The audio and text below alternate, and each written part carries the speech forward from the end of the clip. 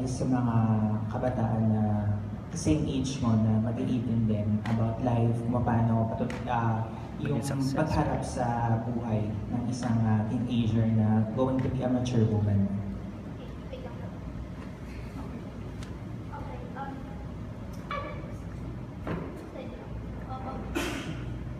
Okay po.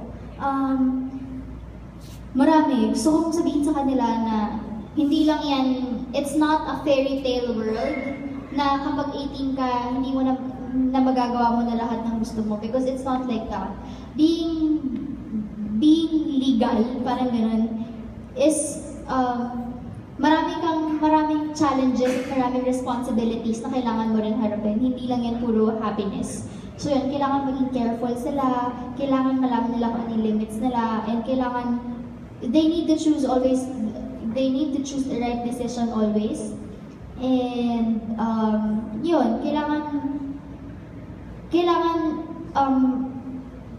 tumingin ka pa rin sa pinanggalingan mo, kasi kailangan mo maging grounded, kailangan mong malaman kung ano yung mga dapat, at kailangan humingi ka pa rin ng tips sa parents mo, sa family mo.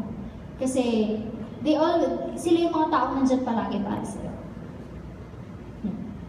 Last question. Ano yung goals mo pa after turning 18? Of course, gusto ko makagraduate. Dapat gagraduate ako. Hindi pala dapat. Gagraduate ako. And I want to put up my own business. Yeah.